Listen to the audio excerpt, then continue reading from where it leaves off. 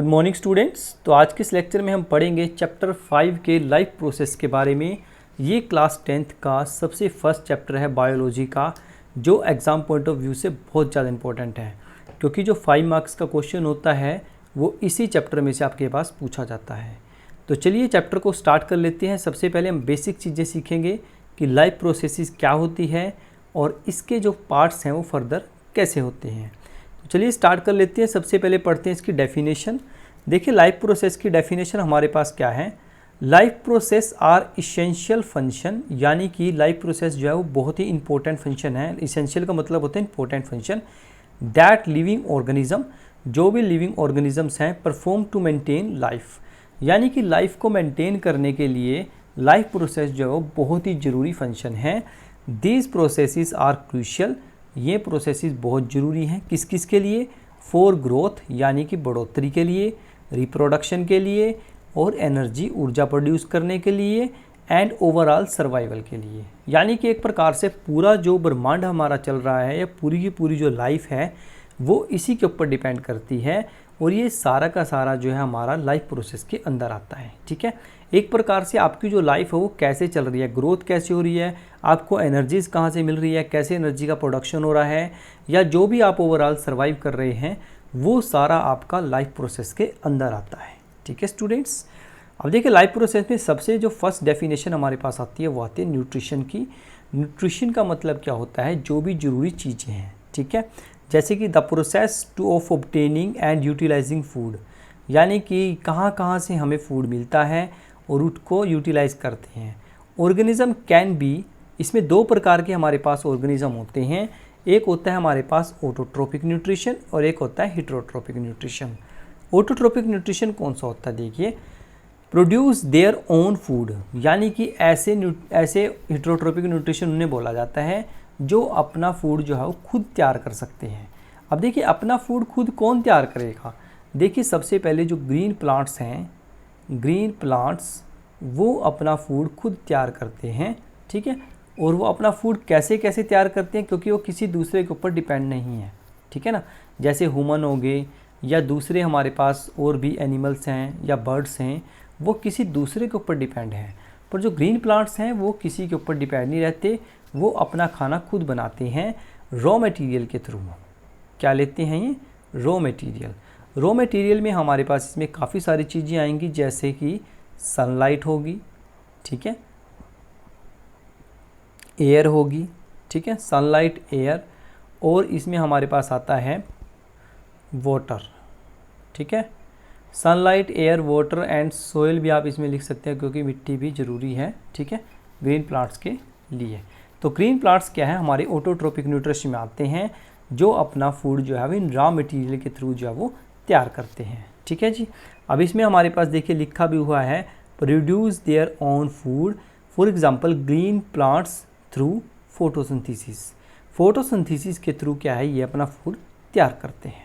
ठीक है स्टूडेंट्स, अब हेटेरोट्रोपिक में क्या आएगा? Rely on other organism for food, यानी कि जो दूसरों के ऊपर डिपेंड करते हैं। रेले का मतलब होता है डिपेंड, यानी कि ऐसे ऑर्गेनिज्म जो दूसरों के ऊपर डिपेंड करते हैं, जैसे एनिमल्स हो गए, फंगी हो गए या ह्यूमन हो गए। तो ये सारी की सारी चीज़ें हमारी हेटेरोट्रोपिक न्यूट्रिशन के अंदर आती हैं। क्लियर है स्टूडेंट्स? अब इसके बारे में थोड़ा सा और डिटेल में हम पढ़ते हैं। उसके लिए हम क्या करते हैं, ऑटोट्रोपिक न्यूट्रिशन की डेफिनेशन पढ़ लेते हैं सबसे पहले। It is a process by which certain organism known as autotrophic nutrition produce their own food using inorganic substance, यानी कि ऐसे न्यूट्रिशंस जो अपना फूड जो है वो own food using inorganic substance का यूज़ करके अपना बनाते हैं। This type of nutrition is essential, ये बहुत ही ज़रूरी है, for sustaining life on earth. ठीक है, अर्थ के ऊपर ज़िंदगी को सस्टेन करना, यानी कि एक प्रकार से चलाए रखना। As it form the base of the food chain, और ये फूड चेन का जो है बेस है एक प्रकार से। ठीक है, क्योंकि ऑटोट्रोपिक ही सबसे बड़ा बेस है, क्योंकि ऐसी चीज़ें जो अपना खाना खुद तैयार करती हैं वही क्या होती हैं, बेस होती है। तो आप लिख सकते हैं ग्रीन प्लांट्स जो है वो बेस है। किसका बेस है? Base of food chain. ठीक है, फूड चेन का जो सबसे बेसिक है वो क्या है हमारे पास? Green plants. ठीक है, जो अपना खाना खुद तैयार करते हैं। क्लियर है स्टूडेंट्स? अब इसके बाद आगे चलते हैं। अब देखिए type of autotrophic nutritions. Autotrophic nutrition के हमारे पास काफ़ी सारे टाइप्स हैं। आज हम सिर्फ एक ही टाइप के बारे में डिस्कस करेंगे जिसका नाम है फोटोसिंथेसिस। फोटोसिंथेसिस बहुत ही इंपॉर्टेंट है ऑटोट्रोपिक न्यूट्रिशन की टाइप में, सबसे पहले इसलिए इसका नाम बोला जाता है। देखिए डेफिनेशन क्या है, the process by which green plants, algae and some bacteria convert light energy. ये क्या करते हैं, लाइट एनर्जी को, लाइट एनर्जी कौन सी होती है, जो सन से हमारे पास आती है। लाइट एनर्जी कौन सी है, जो सनलाइट है उसे हम लाइट एनर्जी बोलते हैं। Usually from sun into chemical energy in the form of glucose. ये क्या करते हैं, सनलाइट को चेंज करते हैं डायरेक्ट किस में, केमिकल एनर्जी में, ठीक है, ताकि हमारे जो काम आ सके वो। क्लियर है। तो डेफिनेशन आप सभी को क्लियर होगी। फोटोसिंथेसिस में क्या होता है, जो ग्रीन प्लांट्स हैं जैसे कि एल्गी और ग्रीन प्लांट्स हो गए, ये क्या करते हैं, लाइट एनर्जी को किस में कन्वर्ट करते हैं, केमिकल एनर्जी में। और केमिकल एनर्जी कौन सी रहेगी, वो ग्लूकोज, ठीक है, यानी कि एक प्रकार से उनको एनर्जी देने का काम करते हैं, ठीक है जी। अब प्रोसेसेस में इसमें हमारे पास सबसे पहले आता है रॉ मटेरियल, कि फोटोसिंथेसिस के अंदर कौन कौन सी चीज़ें जो हैं वो ज़्यादा ज़रूरी हैं। रॉ मटेरियल यानी कि जो चाहिएगा इसको फोटोसिंथेसिस के लिए, तो कार्बन डाइऑक्साइड तो बहुत ज़्यादा ज़रूरी है। दूसरा क्या चाहिए, from air and water, water चाहिएगा, एंड सोयल यानी कि मिट्टी भी ज़रूर चाहिएगी। ग्रीन प्लांट्स के लिए हमें 3 चीज़ें ज़रूरी चाहिए होती हैं, एक तो carbon dioxide and air, carbon dioxide from air, ये तो एयर में से मिल जाएगी। दूसरा क्या है, हमें इसको वाटर भी देना पड़ेगा, ठीक है, उसके सोयल के साथ साथ, ठीक है जी। तो ये आपने ध्यान रखना है, 3 चीज़ें सबसे ज़्यादा ज़रूरी हैं, एक कार्बन डाइऑक्साइड ज़रूरी है, दूसरा वाटर और तीसरा है सोयल। आप नॉर्मल सा एग्जांपल लगा लो, अगर आपने कहीं भी पेड़ लगाया है तो वो पेड़ कैसे हरा भरा होगा, आप सोच के देखिए। अगर उसको वाटर ही नहीं देंगे तो वो कैसे हरा भरा होगा, तो वो कैसे फोटोसिंथेसिस करेगा, कैसे वो इस प्रोसेस को कंप्लीट करेगा। अगर उसको सोयल ही नहीं मिलेगी तो वो कैसे कंप्लीट करेगा। तो ये तीनों चीज़ें बहुत ज़रूरी हैं किसी भी ग्रीन प्लांट के लिए, ठीक है, इसलिए इनको रॉ मटेरियल के रूप में बोला जाता है। तो 3 चीज़ें ज़्यादा ज़रूरी हैं, कार्बन डाइऑक्साइड, दूसरा वाटर चाहिएगा और तीसरा हमारी सोइल होगी। जब ये तीनों मिल जाएंगे ग्रीन प्लांट को, तो वो प्लांट क्या है, फोटोसिंथेसिस प्रोसेस को कंप्लीट करेगा, ठीक है जी। इसमें क्या होता है, देखिए सबसे पहले जो लाइट एनर्जी है, light energy captured by chlorophyll.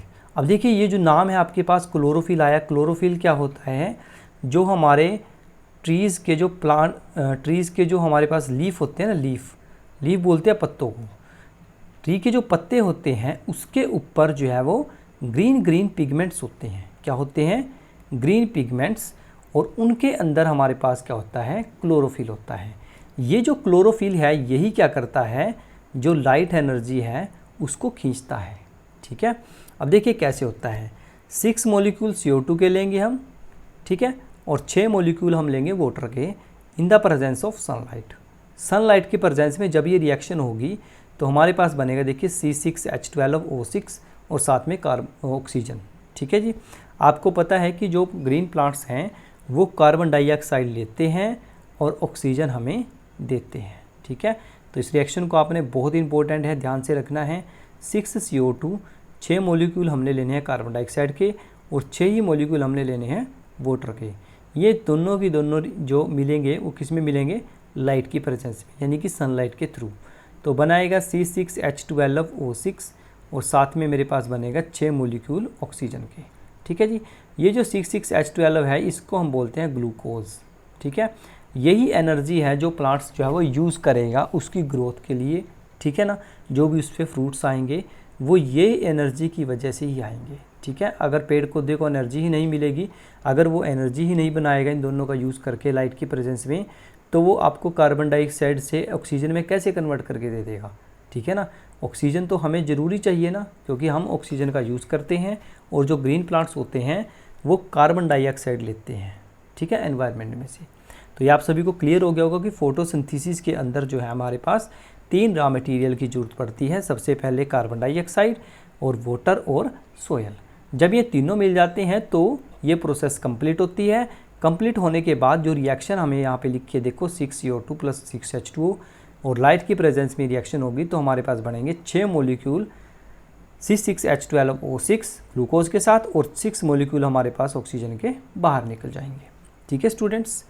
चलिए अब हम आगे पढ़ लेते हैं। देखिए इंपॉर्टेंस ऑफ ऑटोट्रोपिक न्यूट्रिशन, इसके क्या क्या इंपॉर्टेंस है, 3-4 इंपॉर्टेंस हैं, उसमें डिस्कस कर लेते हैं। सबसे पहले है देखो फाउंडेशन ऑफ इकोसिस्टम, इकोसिस्टम को बनाए रखता है ये।